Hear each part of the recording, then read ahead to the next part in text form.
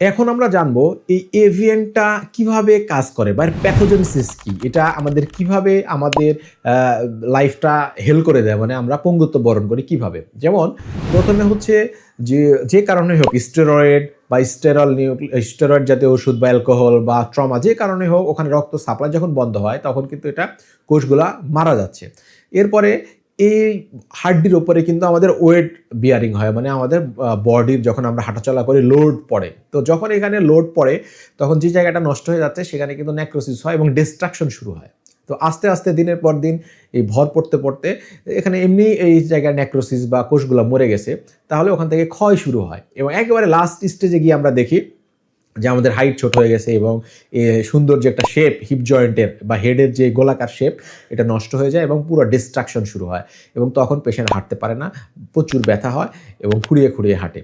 তো এইভাবে আল্টিমেটলি এই যে এভাস্কুলার নেক্রোসিস রোগটা আমাদের পঙ্গুত্ব বরণের কারণ হয়। তো এখন আমরা জানবো এভাস্কুলার নেক্রোসিস রোগ নির্ণয় করার জন্য আমরা কি, কি পরীক্ষা দিই এবং এটা খুবই গুরুত্বপূর্ণ। কারণ প্রথম অবস্থায় যদি এটা ধরা পড়ে তাহলে কিন্তু আপনার পুরো জয়েন্টটা রিপ্লেসমেন্ট করা লাগে না বা অপারেশনের দিকে বড় অপারেশনের দিকে যাওয়া লাগে না। তো এই নির্ণয়ের জন্য আমরা পরীক্ষা দিই প্রথমত এক্স-রে। তো এক্স-রেতে কিন্তু আল্টিমেটলি ধরা পড়ে না। যেমন পেশেন্ট আমাদের কাছে এসে বলে যে এখানে ব্যথা হচ্ছে আমরা এক্স-রে দিলাম। এক্স-রেতে কিন্তু প্রথম অবস্থায় এক্স-রেতে আসে না। সেকেন্ড স্টেজ বা আস্তে, আস্তে যখন এটা খারাপের দিকে যায় তখন এক্স-রেতে কিন্তু আমরা কিছু জিনিসপত্র পাই। যেমন ১ নাম্বারটা হচ্ছে ক্রিসেন্ট শেপ বা ক্রিসেন্ট সাইন পাওয়া যায়।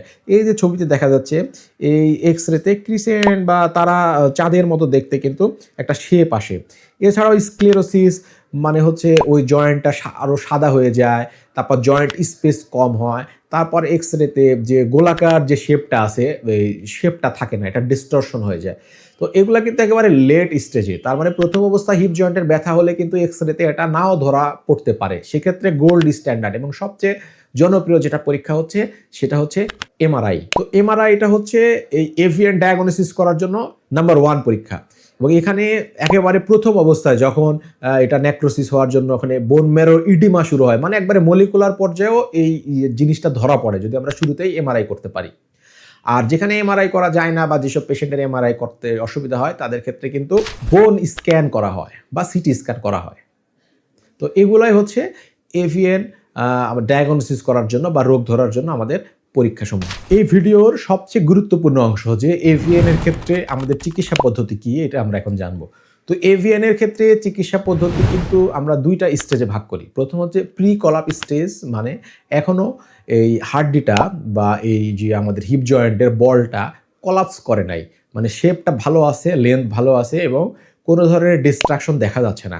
সেক্ষেত্রে কিন্তু আমরা হিপ জয়েন্টটা প্রিজার্ভ করি এবং কোনো অপারেশন বা রিপ্লেসমেন্ট ছাড়াই আমরা এক ধরনের চিকিৎসা করি। সেটা হচ্ছে প্রি কলাপস স্টেজ। আর নাম্বার 2 পদ্ধতি হচ্ছে কলাপস করে গেছে। যে হিপ জয়েন্টের আমাদের এই যে শেপটা আছে হিপ জয়েন্টের এই বলের এটা একেবারে ছোট হয়ে গেছে, ডিস্ট্রাকশন হয়ে গেছে এবং দেখে আর মানে রাফ হয়ে গেছে।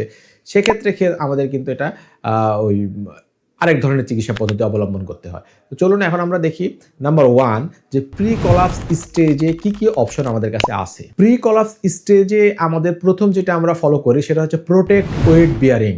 মানে লাঠি ব্যবহার করে বা ওজন কমায় বা অন্য কোনো পদ্ধতিতে আমাদের ওখানে আমরা পেশেন্টের ওজন দিতে নিষেধ করি। এছাড়াও যদি দেখা যায় যে হাড্ডিটা ক্ষয়ে যাচ্ছে, একেবারে যেখানে ওয়েট বিয়ার করে আমাদের এই হাড্ডির যে অংশটাতে ওয়েট বিয়ারিং হয় মানে ভর পড়ে, তার যদি 25% নষ্ট হয়ে যায়, সেক্ষেত্রে কিন্তু আল্টিমেটলি এই যে ওয়েট বিয়ারিং কমানো, এর পরের ধাপে যে চিকিৎসা আসে বিসফসফোনেট, অ্যান্টিকোয়াগুলেন্ট এই ড্রাগগুলো যে আমরা ইউজ করি এটাতে কাজ করে না। তবে যদি 25% কম হয় তাহলে কিন্তু এটাতে ভালো কাজ করে। আর যদি দেখা যাচ্ছে তার 25% বেশি নষ্ট হয়ে গেছে, তাহলে কিন্তু আমাদের অপারেশন করা লাগে। তো জনপ্রিয় অপারেশন হচ্ছে ডিকম্প্রেশন সার্জারি। যেমন এই জয়েন্টের ভিতরে আমরা ফুটা করে এই প্রেশারটা কমাই দিই এবং শরীরের অন্য একটা জায়গা থেকে হাড্ডি এনে ওখানে লাগাই দেওয়া হয়, যেটা বোন গ্রাফট বলা হয়। এছাড়াও কিছু ওষুধপত্র বর্তমানে PRP therapy, stem cell therapy দেওয়া হচ্ছে, কিন্তু এটা গবেষণা পর্যায়ে আছে। এটা সফলতার রেট সম্পর্কে এখনও ফাইনাল ডিসিশনে আসা যায় নাই। তাহলে এটা হচ্ছে প্রি কলাপস স্টেজ। এরপরের নাম্বার 2 যে আমরা চিকিৎসা অপশনটা ইউজ করি সেটা হচ্ছে কলাপস স্টেজ, যে এটা পুরোটা কলাপস করছে, ছোট হয়ে গেছে এবং তার হেডের যে শেপ এটা আর কোনো মেনটেন হচ্ছে না। তার মানে একেবারে পুরোটা নষ্ট হয়ে গেছে, সেক্ষেত্রে কিন্তু একটাই অপশন, সেটা হচ্ছে টোটাল জয়েন্ট রিপ্লেসমেন্ট। তো সার্জারিটা অনেক জটিল, ব্যয়বহুল, এবং এটা যদি আপনি ঠিকঠাকভাবে মেনে না চলেন বা আপনার ওজন টোজন নিয়ন্ত্রণে না করেন, কিছু রুলস রেগুলেশন আছে, তাহলে কিন্তু আমার 10 বছর পরে আবার অপারেশন করা লাগে। সেজন্যই এই জয়েন্ট রিপ্লেসমেন্ট করার পরে আমাদের কিছু রুলস অ্যান্ড রেগুলেশন মেনে চলতে হয়, লাইফস্টাইল ঠিক করতে হয়। আবার যদি আপনি ইয়াং পেশেন্ট হন, তাহলে এটা আবার ভালো কোম্পানির যদি এটা লাগানো হয়, সেক্ষেত্রে কিন্তু এটা সার্ভাইভাল রেট বেশি, মানে 20 বা 25 বছর পর্যন্ত কিন্তু এই জয়েন্টটা থাকতে পারে।